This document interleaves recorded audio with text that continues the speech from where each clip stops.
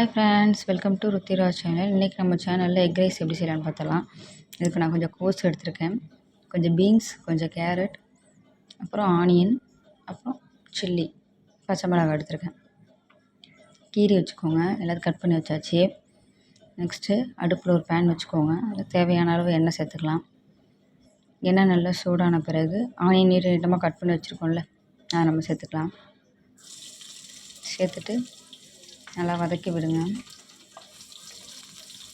நம்ம சாப்பாடு வீட்டில் மீந்து போயிடுச்சு, என்ன பண்ணுறது தெரில அப்படின்னா கீழே வேஸ்ட் ஆக்க வேணாம். இந்த மாதிரி எக் ரைஸ் செஞ்சு கூட சாப்பிட்லாம். மீதமான சாதத்தில் செய்கிறதுக்கு டிஷ் நிறையாவே இருக்குது. இந்த சாதம் தப்பி வேஸ்ட் பண்ணாதீங்க. இந்த மாதிரி செஞ்சு சாப்பிட்டிங்கன்னா டேஸ்ட்டாக இருக்கும், குழந்தைங்களும் விரும்பி சாப்பிடுவாங்க. நல்லா எண்ணெயிலே இந்த வெங்காயத்தை இப்போ வதக்கி விடலாம். நல்லா பாதி வதங்கின பிறகு இப்போது நம்ம இஞ்சி பூண்டு பேஸ்ட் சேர்த்துக்கலாம். நல்லா ஃப்ரெஷ்ஷாக அரைச்சி தான் சேர்த்துக்கோங்க, நல்லாயிருக்கும், அதான் டேஸ்ட்டாக. 1 ஸ்பூன் இஞ்சி பூண்டு பேஸ்ட் சேர்த்துக்கிறேன். சேர்த்துட்டு அதையும் நல்லா எண்ணெயிலே வதக்கி விடுங்க.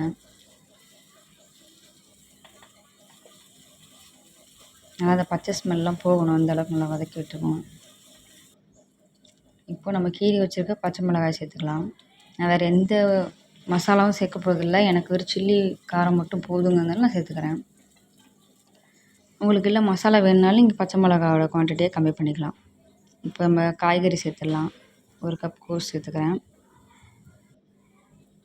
கொஞ்சம் கேரட்,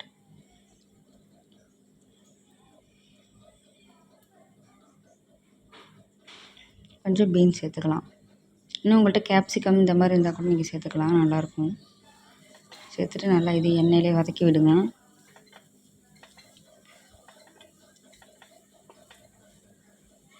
இப்போ நம்ம இந்த காய்கறிக்கு தேவையான அளவு மட்டும் சால்ட் சேர்த்துக்கலாம். சேர்ந்துட்டா நம்ம சீக்கிரமாக வதங்கும். இதையும் சேர்த்து நல்லா வதக்கி விடுங்க. ஒரு 5 நிமிஷம் இப்படி மீடியம் ஃப்ளேம்லேயே வச்சு வதக்கி விடுங்க, நல்லா வெந்துடும் காயெலாம். மீடியம் ஃப்ளேம்லேயே வச்சுக்கோங்க, ஹையில் வச்சுருக்காதீங்க, அடி பிடிக்கும். நல்லா இந்த மாதிரியே வதக்கி விடுங்க. பார்த்திங்கன்னா நல்லா வெந்துருச்சு. இப்போது இந்த டைமில் எக் சேர்த்துக்கலாம். நான் அந்த காயெல்லாம் ஓரமாக ஒதுக்கி விட்டுட்டு சென்டரில் எக் ஊற்றிக்கிறேன். 2 எக் உடச்சி ஊற்றிக்கிட்டேன். அதனால் அப்படி நான் இப்போ கிண்டி விடுறேன் பார்த்திங்களா, அதே மாதிரி கிளறி விடுங்க.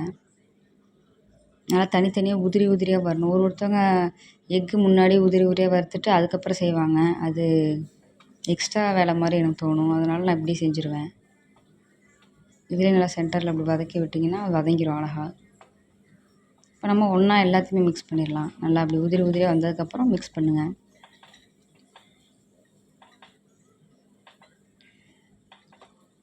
நல்லா இந்த மாதிரி மிக்ஸ் பண்ணி விட்டுக்கோங்க. இப்போ நம்ம ரைஸ் சேர்த்துக்கலாம். நம்மக்கிட்ட என்ன ரைஸ் நீங்கள் எதுக்காக சூடாக வடித்து வச்சுருந்தாலும் ஓகே தான், இல்லை சாப்பாடு மீந்துச்சு அப்படின்னாலும் அந்த சாப்பாடு கூட வச்சுக்கலாம். சாப்பாட்டுக்கு தேவையான அளவு சால்ட் சேர்த்துக்கலாம். சால்ட்டு சேர்த்துட்டு நல்லா வதக்கி விடுங்க. ஃபுல்லாகவே சிம்லேயே தான் இருக்கணும் கிளறும் போதெல்லாம். நான் ஃபுல்லாக வதக்கி விட்டு காமிக்கிறேன். நல்லா வதக்கி விட்டாச்சு. இப்போது இந்த ஸ்டேஜில் சோயா சாஸ் 2 ஸ்பூன் நான் ஊற்றிக்கிறேன். இந்த ஸ்பூனில் தான் நான் 2 ஸ்பூன் சோயா சாஸ் ஊற்றிருக்கேன், உங்களுக்கு தெரியும்னு நினைக்கிறேன் பார்த்தா.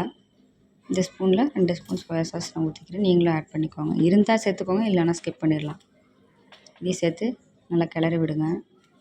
ஃபுல்லாக கிளறினதுக்கப்புறம் இப்போ ரைஸ் மிக்ஸ் உங்கள்கிட்ட இருந்தால் ஆட் பண்ணிக்கோங்க, அதனால் டேஸ்ட் நல்லாயிருக்கும். ஃபுல்லாக கிளறி விட்டு நம்ம ரைஸ் ரெடி. எக் ரைஸ் எப்படி அழகாக உதிரி உதிரியாக இருக்குன்னு பார்க்குறேன். நீங்களும் வீட்டில் ட்ரை பண்ணி பார்த்துட்டு எப்படி இருக்குன்னு கமெண்டில் சொல்லுங்கள். இதே மாதிரி குக்கிங் வீடியோஸ் பார்க்கணும் நம்ம சேனலை சப்ஸ்கிரைப் பண்ணிக்கோங்க ப்ளீஸ். நெக்ஸ்ட் வீடியோவில் நம்ம பார்க்கலாம். பாய்.